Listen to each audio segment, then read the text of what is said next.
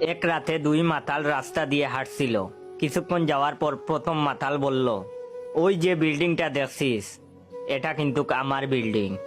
চল এক কাজ করি, ওটাকে দুজন ঠেলে আমাদের বাড়ির কাছে নিয়ে যাই। তারপর দুজন গায়ের শার্ট খুলে রেখে বিল্ডিংটা ঠেলতে লাগলো। তখন পিছন থেকে এক চুরে তাদের শার্ট নিয়ে পালিয়ে গেল। কিছুক্ষণ পর দ্বিতীয় মাতাল বলল, আমরা বিল্ডিংটাকে ঠেলে অনেক দূরে নিয়ে এসেছি।